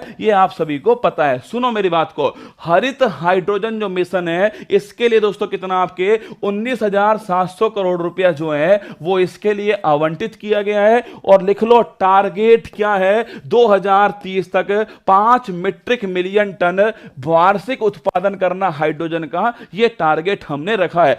हाइड्रोजन दोस्तों छापना आपके, ये अभी वर्तमान में पृथ्वी पर स्वच्छ ऊर्जा का, क्या ये दोस्तों वर्तमान में पृथ्वी पर स्वच्छ ऊर्जा का लिखना दोस्तों, सबसे प्योर अगर फॉर्म पूछूं आपसे, सर्वाधिक स्वच्छ ऊर्जा पूछूं आपसे, वो है हाइड्रोजन अभी वर्तमान में दोस्तों आपके पृथ्वी का। अब सुनना मेरी बात को, हरित हाइड्रोजन जो मिशन है ये 19,700 करोड़ रुपए इसके लिए फंडिंग किया गया है। और 2030 तक 5 मीट्रिक मिलियन टन जो है वार्षिक उत्पादन जो है वो दोस्तों इसमें किया जाएगा, ऐसा बजट के अंदर कहा गया। PM प्रणाम लिखिए, मतलब दोस्तों कुछ भी कहो तुम, बजट या फिर दोस्तों मोदी सरकार के अंदर जो है ये जो शॉर्ट नाम आते हैं ना, गोवर्धन योजना, पीएम दोस्तों श्री योजना, पीएम दोस्तों पीएम आपके प्रणाम योजना। अब सुनो, हमारी वित्त मंत्री जी ने दोस्तों आपके जो बजट में कहा है, सुनिएगा, बजट में दोस्तों पीएम प्रणाम में लिख के दिया है पृथ्वी माता के पुनरुद्धार, सुनो, पृथ्वी माता के पुनरुद्धार, इसके प्रति जागरूकता, पोषण और सुधार हेतु प्रधानमंत्री कार्यक्रम। क्या ये पीएम प्रणाम दोस्तों छापेगा? ये अगर पूछूं आपसे, इसकी फुल फॉर्म है पृथ्वी माता के पुनरुद्धार, इसके प्रति सजगता, पोषण और सुधार जो दोस्तों आपके इस ये जो विकास कार्यक्रम है वो है पीएम प्रणाम योजना। ठीक है, मतलब कि पृथ्वी के प्रदूषण को कम करना, सीधा ही लिख देते कि पीएम प्रणाम जो योजना है इसका दोस्तों आपके अर्थ क्या हो गया? पृथ्वी का जो प्रदूषण है इसको कम करना जो है इसका अर्थ हो गया दोस्तों। अब पोल्यूशन कहां से होगा पृथ्वी में? जो हम केमिकल डालेंगे, यूरिया अगर हम डालेंगे तो पृथ्वी में पोल्यूशन जो है होने वाला है। छापना, रासायनिक जो उर्वरक हैं इनका दोस्तों सीमित उपयोग करना, और जो आपके दोस्तों नेचुरल दोस्तों प्राकृतिक जो उर्वरक छापेगा, जैसे गोबर हो गया, जैसे गोबर हो गया या नैनो यूरिया हो गया, इनका उपयोग बढ़ाना जो है ये इसका उद्देश्य हो गया है। भूमि प्रदूषण को रोकना इसका उद्देश्य है। किसका? पीएम प्रणाम। सीधा परीक्षा में पूछेगा पीएम प्रणाम योजना क्या है? ऑप्शन 1 होगा अपने पिताजी को प्रणाम करना। गलत मत करके आना, ध्यान रखिएगा। पीएम प्रणाम जो योजना है पृथ्वी माता के पुनरुद्धार के लिए एक प्रधानमंत्री के द्वारा एक कार्यक्रम शुरू हुआ है जिसका नाम है पीएम प्रणाम योजना। चलिए आगे दोस्तों बढ़ते हैं। गोवर्धन स्कीम, सुनो, अरे सुनो, गोवर्धन स्कीम, ये नाम से ही आपको समझ आएगी गोवर्धन का मतलब क्या है। देखिए दोस्तों, गोवर्धन है ना, गोवर्धन मतलब दोस्तों किससे? आपके गोबर से धन बनाना। गोबर होता क्या दोस्तों? अवशिष्ट पदार्थ होता है ना। गोबर छापेगा दोस्तों, गोबर क्या होता है? ये अवशिष्ट पदार्थ होता है, आप सभी जानते हो। अवशिष्ट से क्या करना दोस्तों? वेस्ट से वेल्थ बनाना। लिखिएगा, इसको बोलते हैं वेस्ट से, वेस्ट को वेल्थ में कन्वर्ट करना, मतलब अवशिष्ट से आमदनी बनाना दोस्तों, ये इसका मतलब हो गया। गोवर्धन का मतलब छापना, गोवर्धन जो दोस्तों आपके galvanising organic bio agro resources धन जो है ये इसका फुल फॉर्म है। गोबर को दोस्तों एक जगह, अरे मैं थोड़ी लिख रहा हूं, ये तो दोस्तों आपके ये जो है, ये तो भाई साहब मैं थोड़ी लिख रहा हूं, ये तो भाई सरकार ने लिख के दिया है ना, ये मैंने नहीं लिखा, सरकार का लिखा हुआ है, मैं तो आपको समझा रहा हूं। ठीक है, सुनो दोस्तों, गोवर्धन स्कीम का मतलब क्या हो गया? गोबर से क्या करना? आपके धन बनाना। वेस्ट देखो लिखा हुआ है अवशिष्ट से आमदनी, ये संयंत्र स्थापित होंगे, कितने होने वाले? 500। लिखिएगा, गोवर्धन योजना के अंदर जो है 500 दोस्तों अवशिष्ट से आमदनी संयंत्रों की स्थापना होगी, ये इसका मतलब था। और अगर पूछे गोवर्धन का मतलब क्या होता है, ये इसकी फुल फॉर्म है, और ये दोस्तों इसका मतलब आपके सामने है। आगे देखो, प्राकृतिक खेती को बढ़ावा देने के लिए 10,000 बायो इनपुट रिसोर्स केंद्र जो है इनकी स्थापना होगी। ध्यान रखिएगा, कितने बायो इनपुट रिसोर्स केंद्र बनेंगे? 10,000 बनने वाले हैं। चलिए आगे बढ़ते दोस्तों। मिष्टी, सुनो भाई, जब मैंने दोस्तों सुना था ना इसको, जब वित्त मंत्री जी बोल रही थी किसके? भैंस की पोट्टी को बोलते हैं गोबर ना, गाय की पोट्टी को भी गोबर ही बोलते हैं। ठीक है, सुन ले, अरे गोबर, सुन मेरी बात को। मिष्टी की दोस्तों बात करूं आपसे, ये जब मिष्टी मैंने सुना ना, एक्चुअली में दोस्तों हुआ क्या था, पश्चिम बंगाल के अंदर दोस्तों आपके एक बड़ी फेमस मिठाई है, उसको भी मिष्टी कहते हैं। सुनो, उसी को मिष्टी कहते हैं। मुझे लगा उसके लिए कोई योजना शुरू हुई है। अरे सुनो, मिष्टी की फुल फॉर्म तो पता है आपको? मिष्टी योजना जो है छापना, मी से लिख लो दोस्तों, याद रहेगा। मैंग्रोव वन, किसके लिए? जो मैंग्रोव दोस्तों वन होते हैं, या फिर दोस्तों जो लवणीय, जो दोस्तों आपके पानी में लवणीय भूमि के अंदर जो वनस्पति होती है, जो हेलोफाइट्स होते हैं, उनके विकास के लिए ध्यान रखना। मिष्टी योजना मोस्ट इंपोर्टेंट, लिख लो भाई साहब। अगर पूछे मिष्टी योजना का संबंध तो छापेगा आपके, मिष्टी योजना का संबंध है तटीय पर्यावास और ठोस आमदनी के लिए मैंग्रोव पहल जो है, ये दोस्तों मिष्टी योजना है, आपको थोड़ा ध्यान रखना है। ठीक है, आगे चलिएगा दोस्तों। अमृत धरोहर, सुनो, रामसर साइट जो इंडिया के अंदर है ना, कितनी है? हाँ सुनो, ये भी सुनना दोस्तों, मतलब आप कहोगे यार गुरुजी मौज हो गई है ना। देखो, कई बातें दोस्तों ठीक भी और कई बात जो गप है। सुनना मेरी बात को, एक गप और सुनाता हूं आपको, एक गप और सुना रहा हूं दोस्तों। रसगुल्ला को मिष्टी कहते हैं, बिल्कुल ठीक बात है। एक गप और सुनिएगा, एक गप और है। हमारे दोस्तों, हमारी जब वित्त मंत्री जी इसके बारे में बता रही थी, अमृत धरोहर के बारे में, तो उन्होंने बोलना शुरू किया, आर्द्र भूमि जैव विविधता का धारण करने वाली अति महत्वपूर्ण पारिस्थितिकी तंत्र है। प्रधानमंत्री जी ने अपनी सबसे हाल ही की मन की बात में, अभी 2-4 दिन पहले हुई थी ना, उसमें कहा था कि अब हमारे देश में रामसर साइट की कुल संख्या बढ़कर 75 हो गई है, जबकि 2014 से पहले इनकी संख्या 26 थी। क्या बोलते हो आगे आपके कि 26 थी कब? 2014 में, और ये संख्या कितनी हो चुकी है? 75। 100 कर दो ना, किसने रोका है? 200 कर दो, किसने रोका है? करंट अफेयर्स ही तो बढ़ रही है। और कुछ हुआ क्या दोस्तों? रामसर साइट 26 थी पहले, अब उनकी संख्या हमने कितनी कर दी है? अब उनकी संख्या हमने 75 कर दी है। ये भी दोस्तों बताया है ना।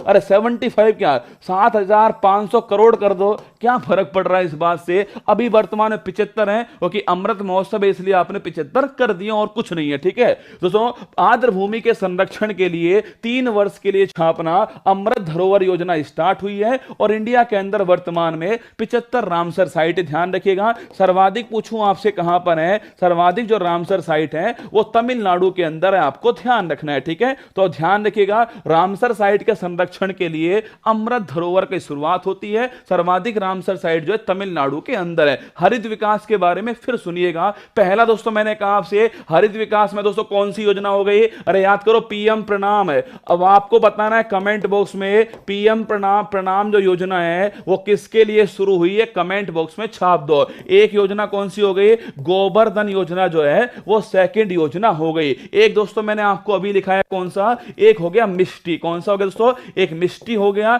और एक फोर्थ दोस्तों छापेगा आपके, एक हो गया अमृत धरोहर। अगर पूछे आपसे, बताओ मुझे पहला क्वेश्चन का आंसर है, पीएम प्रणाम किसके लिए शुरू होती है? पीएम दोस्तों प्रणाम जो है छापेगा, इसकी जो शुरुआत हुई थी वो किसके लिए होती है? भूमि दोस्तों प्रदूषण जो है इसको रोकने के लिए। ध्यान रखना, जो रासायनिक उर्वरक है, जो फर्टिलाइजर दोस्तों, केमिकल फर्टिलाइजर है, उनका उपयोग करने के लिए शुरू होता है। गोवर्धन पूछो दोस्तों आपसे, अरे वेस्ट से क्या बनाना दोस्तों? वेस्ट से वेल्थ बनाना, ये आपके गोवर्धन योजना हो गई। मिष्टी की दोस्तों बात करूं आपसे, छापेगा मिष्टी तो छापना, मैंग्रोव दोस्तों वनस्पति जो है इसके विकास के लिए कौन सा? मिष्टी योजना है। अगर पूछे आपसे, अमृत धरोहर छापेगा 75 रामसर साइट के कंजर्वेशन के लिए अमृत धरोहर योजना है। बस थोड़ी सी बात हो रहा है ना। प्राथमिकता 6 तुम्हारी बात आ गई है, युवा शक्ति। सुनना, प्राथमिकता तो जो 6 जो है युवा शक्ति की बात हुई है। अब युवा शक्ति के बारे में क्या क्या कहा है बजट के अंदर, सुन लीजिएगा। प्रधानमंत्री कौशल विकास योजना 4.0 जो है इसकी शुरुआत की गई है ना। लिख लो दोस्तों, प्राथमिकता 6 के अंदर जो है युवा शक्ति की बात की गई है, और इसमें कहा गया है कि प्रधानमंत्री कौशल विकास योजना 4.0 जो है इसकी शुरुआत होने वाली है। अगर पूछूं इसके तहत 30 स्किल इंडिया इंटरनेशनल सेंटर जो है इनकी स्थापना इसके अंदर होने वाली है। यह नहीं कहा गया यूपी सुपरटेंडेंट की भर्ती आएगी नहीं आएगी, यह नहीं कहा गया ना। 30 स्किल इंडिया इंटरनेशनल सेंटर जो है इनकी स्थापना इसमें होगी, जो कि दोस्तों रोबोटिक्स पर बात करने वाले हैं, 3D पर बात करने वाले हैं, ड्रोन टेक्नोलॉजी, जो नई नई टेक्नोलॉजी आई है ना उनके ऊपर दोस्तों ये कौशल विकास होगा। और ये पीएम कौशल विकास योजना 4.0 ध्यान रखिएगा, इसकी शुरुआत हो चुकी है। देखो अपना देश दोस्तों, ये योजना सुनना, ये बड़ी खतरनाक योजना है भाई साहब। मध्यम वर्ग ने कहा, क्या सुनो इसका भी दोस्तों दिखाता हूं आपको। मध्यम वर्ग ने सरकार से कहा कि हम विदेश घूम नहीं पाते। सोचिए दोस्तों, आप और मैं लोग जो हैं वो विदेश घूम नहीं पाते, तो हमने कहा कि ऐसा करो, कोई ऐसी योजना निकालो, कुछ ऐसा करो कि हम भी 1-2 बार सिंगापुर, थाईलैंड, मलेशिया हुआ है। तो भाई साहब सरकार ने क्या बोला? सरकार ने कहा क्यों जा रहे हो विदेश घूमने? अपना देश देखो। क्या? अपना देश देखो, देखो अपना देश। लिखिएगा, विदेशी पर्यटन के स्थान पर, विदेश जाने के स्थान पे अपना देश घूमो। क्या? अपना देश घूमो। और इसके लिए कौन सी योजना है? इसके लिए योजना है अपने पास में उड़ान योजना, उड़े देश का आम नागरिक। क्या? उड़े देश का आम नागरिक है। देखो अपना देश है। क्यों जाओगे बाहर घूमने? एक बात बताओ, क्या करोगे थाईलैंड के अंदर? अपना देश घूमो और मस्त रहो अपना देश घूम करके।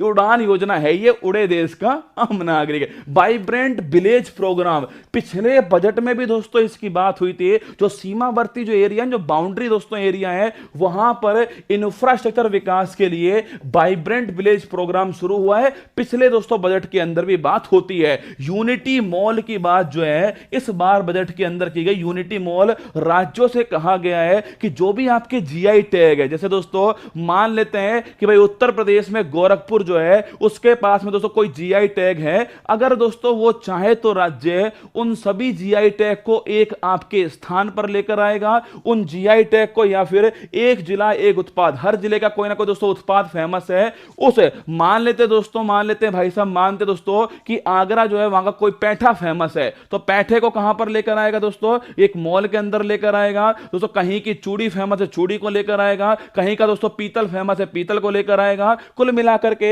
एक जिला एक उत्पाद जो है, हर जिले का जो फेमस उत्पाद है इसके साथ में जो उसका जीआई टैग है उन सबको एक जगह लेकर आओ, उनका एक केंद्र बना लो, एक बिल्डिंग के अंदर उन सभी को रख लो और उनको वहां से बेचना स्टार्ट करो। उसके लिए दोस्तों वर्ड कौन सा है, यूनिटी मॉल जो उसके लिए वर्ड आया है। प्राथमिकता नंबर 7 की बात करूं आपसे, वित्तीय क्षेत्र दोस्तों, इसके अंदर एक ही महत्वपूर्ण बात है, राष्ट्रीय वित्तीय सूचना रजिस्टर जो है इसका निर्माण किया जाएगा। और ध्यान रखना ऋण का कुशल प्रवाह हो सके दोस्तों और साथ में वित्तीय स्थिरता उत्पन्न हो सके, इसके लिए इसका निर्माण किया जाएगा। और सबसे महत्वपूर्ण लिखिएगा, महिला सम्मान बचत दोस्तों पत्र जो है इसका शुभारंभ जो है किया गया। महिला सम्मान बचत पत्र का शुभारंभ 2 वर्ष के लिए, किसके लिए, 2 वर्ष के लिए हुआ है। ध्यान रखिएगा 2025 तक ये चलने वाला है। इसमें महिलाओं को 2 लाख रुपए तक की जमा सुविधा उपलब्ध होगी और 7.5% जो है ब्याज दर जो है वो उपलब्ध होने वाली है। सुन लो, महिला सम्मान अगर पूछे दोस्तों आपसे, बचत जो पत्र योजना है 2 वर्ष के लिए योजना, ध्यान रखिएगा 2025 तक दोस्तों लिखना आपके, इसकी आपके चलने वाली है, 2 वर्ष चलने वाली है, 25 तक चलेगी और 7.5% जो ब्याज दर है वो इसमें उपलब्ध होगी। ध्यान रखिएगा। और दोस्तों पूछूं आपसे, 2 लाख तक जो है जमा सुविधा जो है, नोट करना आपके 2 लाख तक की जो जमा सुविधा है वो इसके अंदर आपको उपलब्ध होने वाली है। फिर सुन लो, इंपॉर्टेंट क्वेश्चन है, महिला सम्मान बचत दोस्तों पत्र योजना, ध्यान रखिएगा ना। वरिष्ठ नागरिकता दोस्तों बचत योजना जो है आपके, जो दोस्तों वरिष्ठ नागरिक हैं उनके लिए दोस्तों क्या होता है, आपके दोस्तों उनका अकाउंट होता है, उसमें वो पहले 15 लाख रुपए जमा कर सकते थे। अब दोस्तों उसकी जो लिमिट है कितनी हो चुकी है, 30 लाख रुपए जो उसकी लिमिट हो चुकी है। ये भी आपको थोड़ा ध्यान रखना है, ठीक है। चलिए आगे बढ़ते हैं। ये सारी बातें मैंने अभी आपको लिखाई है। महिला सम्मान दोस्तों बचत पत्र की बात की मैंने आपसे, 2 साल के लिए 2 लाख रुपए ये दोस्तों जमा महिलाएं जो है जमा कर सकती हैं। ध्यान रखना,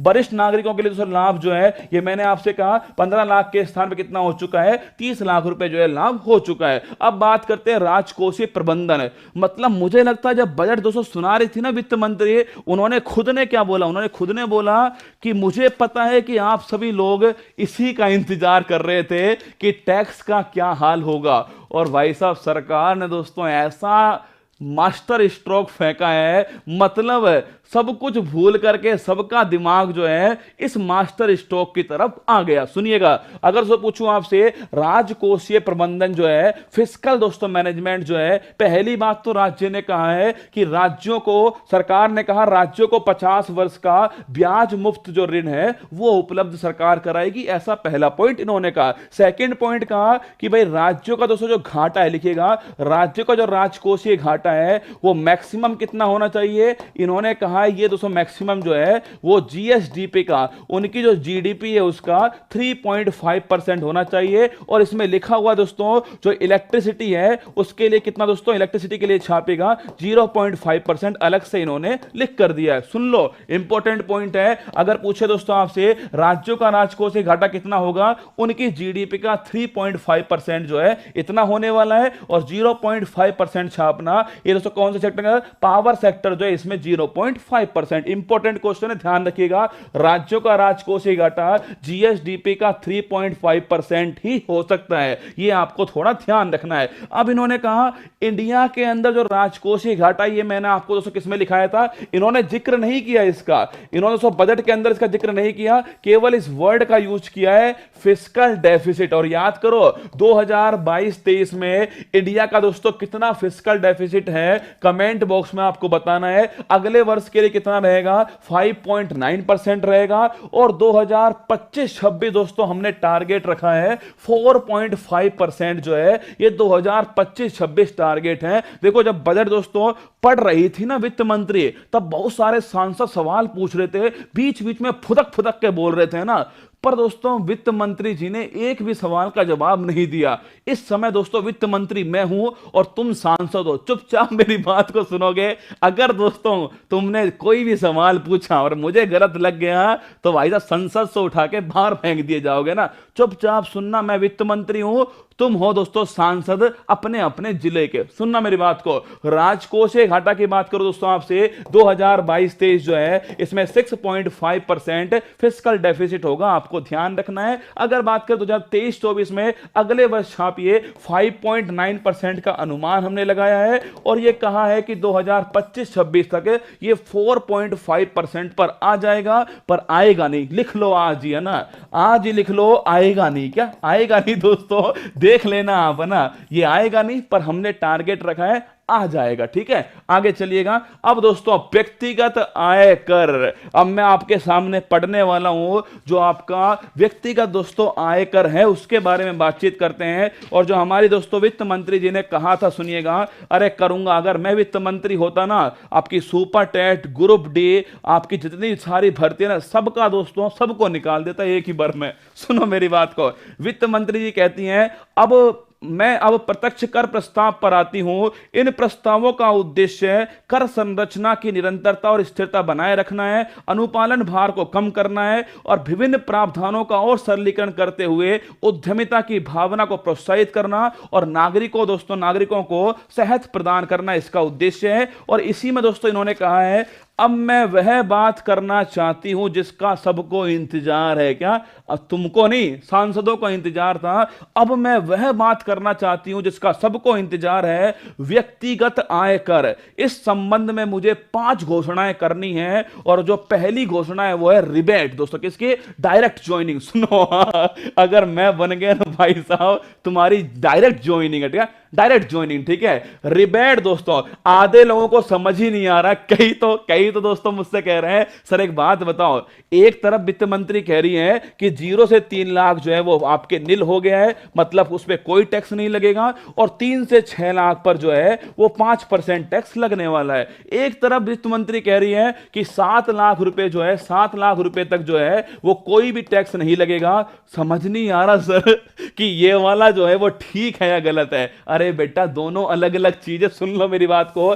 एक होता है रिबेट दोस्तों ना, इसको क्या बोलते हैं, इसको रिबेट ही कहते हैं। ठीक है, रिबेट की दोस्तों लिखना आपके, रिबेट दोस्तों आपके क्या करते हैं, रिबेट जो है इसकी जो छूट है दोस्तों लिखना आपके, ये 5 लाख रुपए से बढ़ाकर जो है वो 7 लाख रुपए कर दिया है। पहले दोस्तों कितना था, पहले 5 लाख रुपए अगर आपकी आमदनी थी तो आपको कोई टैक्स नहीं देना था। 5 लाख रुपए अगर दोस्तों आपकी आमदनी थी तो आपको कोई टैक्स पहले नहीं देना था। अब जो है वो रिबेट जो है वो 7 लाख रुपए दोस्तों हो चुका है। संसद में सबसे अधिक दोस्तों तालियां जो है ना, जो इसी पर बजी है ना, तालियां तुम भी बजाना, तुम सांसद हो इस समय। आज से रिबेट जो है वो 5 लाख के स्थान पर 7 लाख रुपए हो चुका है। मतलब दोस्तों पहले आपकी आमदनी अगर 5 लाख रुपए थी तो आपको छूट मिलती थी, मतलब आपको कोई टैक्स नहीं देना पड़ता था। अब आपकी आमदनी अगर 7 लाख रुपए भी है तो 2 लाख रुपए दोस्तों बढ़ा दी है। 7 लाख रुपए अगर है तो भी आपको कोई भी दोस्तों आपके टैक्स जो है वो नहीं देना पड़ेगा, आप रिबेट के अंदर जो है आने वाले हो। पानी पी लेता हूं ना। वित्त मंत्री जी ने भी दोस्तों क्या किया है, उन्होंने भी दोस्तों पानी पिया था इसके बाद में, क्योंकि तालियां बजा रहे थे लोग, तो वित्त मंत्री ने कहा पानी पी लेते भाई साहब। अब दोस्तों पानी मैं पी लेता हूं इसमें। अब सुनिएगा, सेकंड जो सबसे बड़ी घोषणा मैं आपके बीच में करने जा रहा हूं, वो सेकंड घोषणा है व्यक्तिगत आय कर की जो स्लैब है। सुनिए दोस्तों, पहले जो है लिखना, पहले दोस्तों 6 स्लैब थी। क्या दोस्तों, पहले आपके 6 स्लैब थी, और लिखना 2.5 लाख दोस्तों लिखिएगा, आपके 2.5 लाख तक आपके 0% टैक्स था। सुनिएगा दोस्तों, पहले 6 स्लैब थी और 2.5 लाख तक जो है वो 0% टैक्स था। ये पहले की बात है ना। अब मैं आपके सामने पेश करने जा रहा हूं जो आपके दोस्तों आपके जो व्यक्तिगत दोस्तों आय है, पर्सनल जो इनकम टैक्स है। अब आज के बाद में दोस्तों लिखिएगा 6 स्लैब के स्थान पर मैं 5 स्लैब का प्रस्ताव रखता हूं, रखती हूं नहीं बोलूंगा, रखता हूं, ठीक है। 5 स्लैब का प्रस्ताव रखता हूं और ध्यान रखिएगा 0 से अब 3 लाख तक जो है वो 0% टैक्स आपका होने वाला है। 3 से दोस्तों 6 लाख छापेगा 5% टैक्स होगा। 6 से दोस्तों 9 लाख जो है वो 10% टैक्स होगा। 9 से दोस्तों 12 लाख जो है ये दोस्तों लिखना आपके 15% टैक्स होगा। और 12 से दोस्तों 15 लाख छापेगा 20% टैक्स होगा। और 15 लाख से अगर ऊपर आपकी दोस्तों आमदनी है तो 30% टैक्स आपको देना पड़ेगा। मेरी बात को सुन रहे हो भाई साहब? जो तालियां दोस्तों बजी आपके इसके अंदर, खतरनाक तालियां दोस्तों बजी थी। मतलब मुझे लगता है दोस्तों पूरा संसद भवन इसी को सुनने आया था। मतलब उन्हें कोई मतलब नहीं था कि युवाओं के लिए कितना रोजगार आने वाला है, जल संरक्षण के लिए क्या होने वाला है, महिलाओं के एम्पावरमेंट के लिए क्या होने वाला है। वो केवल यही सुनने आए थे टैक्स कम होगा या बढ़ेगा, ठीक है। और अगला साल है चुनावी साल दोस्तों। प्रधानमंत्री साहब ने, वित्त मंत्री जी ने मास्टर स्ट्रोक फेंका है पर क्या जो आपके पर्सनल इनकम टैक्स है, एक तो रिबेट 5 लाख से 7 लाख कर दी है और साथ में दोस्तों जो पर्सनल इनकम टैक्स है उसका जो स्लैब है वो 6 से 5 कर दिए और 0 से 3 लाख जो है वो नील कर दिया। मतलब कि 0 से 3 लाख जो है वो शून्य दोस्तों, 0 टैक्स रेट जो है वो कर दी है। ये भी आपको थोड़ा ध्यान रखना है। आइए आगे की ओर बढ़ते दोस्तों। अब बात आती है, आप पूछोगे सर आपके पास रुपया कहां से आएगा और रुपया कहां जाएगा। ये बजट में नहीं बताया गया पर दोस्तों जो आपके पीडीएफ आई है उसमें लिख कर आया है रुपया कहां से आता है और रुपया कहां जाता है, ठीक है। लिखो दोस्तों रुपया कहां से आएगा। देखिएगा अगर मैं पूछूं आपसे रुपया दोस्तों जो है वो कहां से आता है तो सबसे अधिक पैसा, अरे सोचने वाली बात थोड़ी है। इंडिया में दोस्तों रुपया जो है कहां से आएगा बताओ रे। इंडिया में दोस्तों पूछूं आपसे भारत में सबसे अधिक रुपया कहां से आएगा? हम लेंगे उधार। क्या लेंगे दोस्तों? हम लेंगे उधार। सबसे अधिक पैसा हमारा उधार से आएगा। और अगर पूछूं आपसे दोस्तों सर्वाधिक रुपया जो है वो कहां पर जाएगा? इस उधार का ब्याज चुकाने में सर्वाधिक दोस्तों रुपया जो है वो जाने वाला है, ब्याज अदायगी के अंदर रुपया जाएगा, ठीक है। मार्केट बोरोइंग दोस्तों सर्वाधिक पैसा आएगा और छापेगा। इंटरेस्ट जो पेमेंट है उसमें सबसे अधिक पैसा हमारा जाने वाला है। यही इस बार भी हुआ है। अब सुनना दोस्तों बात को, अगर पूछूं आपसे कि अगर दोस्तों अगर आपके से पूछे कितना % दोस्तों रुपया जो है वो मार्केट बोरोइंग, मतलब हमने उधार लिया है। देख लो रे, हमने उधार लिया है, इतना बड़ा चक्र है, इसमें जो आपको ये दिखाई दे रहा है ना ये हमारा उधार है। और आप जानते हो दोस्तों भारत में अगर उधार दिया तो भूल जाओ पैसा वापस नहीं मिलेगा, केवल ब्याज ही ब्याज मिलता रहेगा, ठीक है। ये पूरा पैसा भाई साहब क्या है? ये पूरा दोस्तों पैसा जो है वो उधार से आया है। 34% लिखना। अगर दोस्तों 100 रुपया भारत के पास है तो 34 रुपया जो है वो उधार का है। ध्यान रखिएगा 34% जो है वो उधार का पैसा हमारे पास में है। अगर पूछूं आपसे जीएसटी, पहला स्थान किसका हो गया? पहला स्थान दोस्तों हो गया आपके जो ऋण है या फिर दोस्तों आपके जो आपके ब्याज है उसका पहला पैसा हो गया। अगर मुझे सेकंड पैसा दोस्तों कहां से आता है? जीएसटी से हमारे पास आया। लिखिएगा 17% जो पैसा है वो जीएसटी से हमारे पास है, सेकंड नंबर पर, ठीक है। अगर पूछो तीसरा दोस्तों स्थान किसका छापना? तीसरे स्थान पे छापना निगम कर दोस्तों जो कंपनी टैक्स देती है उसका 15% हिस्सा है। और तीसरे स्थान पे छापे दोस्तों जो भी पर्सनल इनकम टैक्स मैंने आपको बताया ये भी 15% है। 3 स्थान आपको ध्यान रखना है, ठीक है। पहला स्थान छापना मैं चला, मत जा, रुक जा, संसद में से बाहर नहीं निकलने देंगे, चुपचाप बैठा रहे वहीं पर, ठीक है। नींद आ रही है सो जा वहीं पर, है ना। आधे सांसद सो भी रहते दोस्तों बैठ करके, इसलिए चुपचाप पढ़ना है, ठीक है। अगर पूछूं आपसे मार्केट बोरोइंग 34%, ठीक है। सेकंड स्थान जीएसटी का 17% है। थर्ड स्थान छापना निगम कर, कॉर्पोरेट टैक्स बोल दो या फिर दोस्तों पीआईटी बोल दो, इन दोनों का स्थान जो है वो 15% का है। अब मैं पूछूं पैसा कहां जाएगा दोस्तों? क्या पैसा जो है वो कहां दोस्तों ज्यादा छापना? जो ब्याज लिया उसकी अदायगी के अंदर दोस्तों आपके उस ब्याज के पेमेंट के अंदर जो है वो पैसा जाने वाला है। लिखिएगा ब्याज भुगतान लिखना।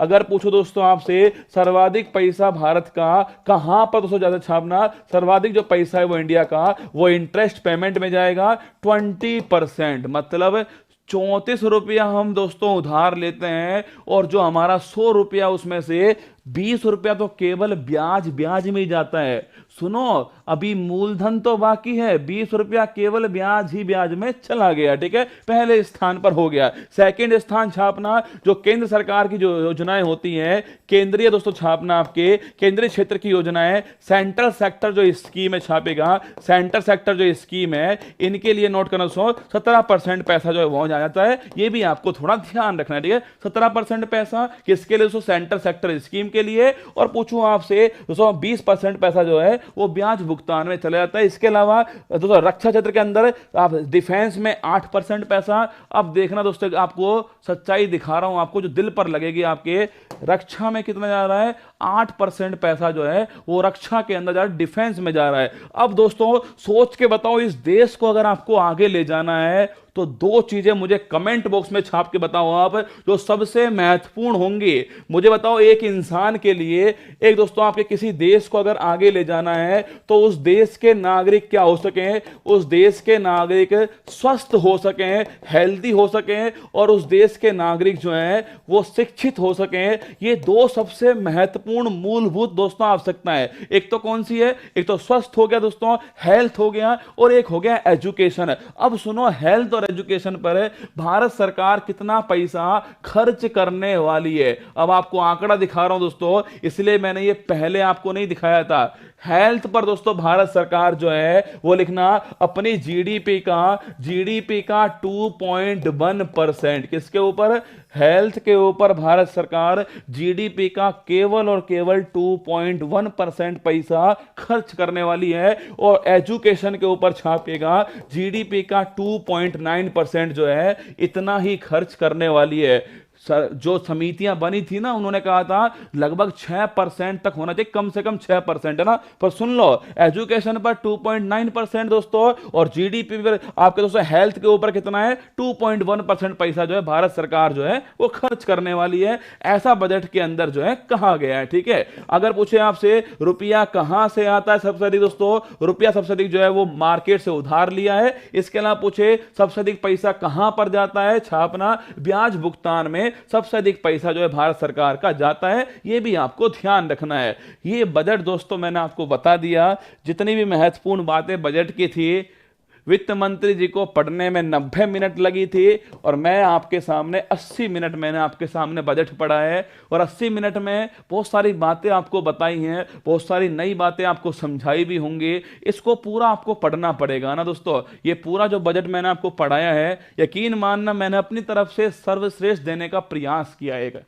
होता है दोस्तों, सर्वश्रेष्ठ प्रयास होता है ना अपनी तरफ से, कि मैं आपको बजट के वो पॉइंट, देखो मैंने इसमें कहीं आपको नहीं बताया कि मोबाइल सस्ता होगा, महंगा होगा, सिगरेट महंगी हो गई। सुन लो मेरी बात को, सिगरेट दोस्तों महंगी हो चुकी है। अब सिगरेट महंगी होगी, सस्ती होगी, सोना चांदी सस्ता होगा, मैंने कुछ नहीं बताया मैंने आपको। वो दोस्तों आपको न्यूज चैनल बताएंगे ना, न्यूज के अंदर वो आपको बताया जाएगा खुल करके कि कौन क्या सस्ता हुआ, क्या महंगा हुआ, है ना। मैंने आपको बताया कौन कौन सी योजनाएं आई हैं, उन योजनाओं का मतलब क्या है, पीबीटीजी जो वर्ड है उसका मतलब क्या है, गोवर्धन का मतलब क्या है, पीएम विकास का दोस्तों मतलब क्या है, ये मैंने आपको समझाने की कोशिश की है केवल है ना। तो ध्यान रखना, खुश रहिएगा। ये हमारी तरफ से आपके लिए बजट था जो आया था भारत सरकार की तरफ से, सुबह आया था 11 बजे, और मैंने अपना पूरा दिन इसके अंदर खपाया है आप सभी के लिए कि इसको पूरा पढ़ सकूं, आपके सामने ला सकूं, जो अच्छे अच्छे फैक्ट हैं वो आप तक पहुंच सकें। बहुत सारी जगह बहुत सारे दोस्तों फैक्ट जो हैं वो, उनमें से कुछ चुनिंदा फैक्ट मैं आपके सामने लेकर आया। ध्यान रखना, अच्छा लगा हो तो लाइक करना क्लास को, कमेंट कीजिएगा। एक आपके लिए घोषणा भी है कि जो इकोनॉमिक सर्वे वो बाहर रह गया शायद, इकोनॉमिक सर्वे जो 414 पेज का आया था, 414 पेज का आया था। आप इस क्लास के नीचे कमेंट करके बताना मुझे, अगर आप चाहोगे तो इसका जो चैप्टर वाइज है वो भी मैं आपके सामने वीडियो ला सकता हूं। जो इकोनॉमिक सर्वे इंडिया का पिछले साल भारत ने क्या किया उसका दोस्तों लेखा जोखा जो है इकोनॉमिक सर्वे के अंदर होता है, और उसके अंदर दोस्तों मैं आपको जो सारी बातें जो चैप्टर्स हैं वो आपको यहां पर पढ़ा सकता हूं। आप कमेंट बॉक्स में मुझे छाप के बताइएगा कि आपको कैसा लगा बजट और इकोनॉमिक सर्वे पर आपके क्या विचार है। ठीक है, ऑल दी बेस्ट। ध्यान रखिएगा, ये आप तय करना कि बजट आपके लिए फायदेमंद था नहीं था। मेरा काम बजट पढ़ाना था। मैंने आपको अपनी पूरी मेहनत के साथ में जो सरकार का जो डाटा था वो मैंने आपको बताने की कोशिश की है, निष्पक्ष होकर के एक दोस्तों स्टूडेंट की तरह आपको बताने की प्रयास किया है। ध्यान रखना, खुश रहिएगा। अच्छी लगी हो तो लाइक करना क्लास को। बाकी मुझे इकोनॉमिक सर्वे के बारे में सूचित करना क्लास के नीचे कि आपका क्या विचार है उसके बारे में। जय हिंद, ध्यान रखिएगा अपना। अंत में आप सभी के लिए ये जब आंखों में और मान लिया, मंजिल को अपना मान लिया, मुश्किल क्या आसान क्या ठान लिया तो ठान लिया। जय हिंद। मुश्किल नहीं कुछ भी इस दुनिया में, तू जरा कोशिश तो कर, ख्वाब बदलेंगे हकीकत में, तू जरा हिम्मत तो कर। अपने सपनों को उड़ान देने के लिए आज ही सब्सक्राइब कीजिए उत्कर्ष चैनल को।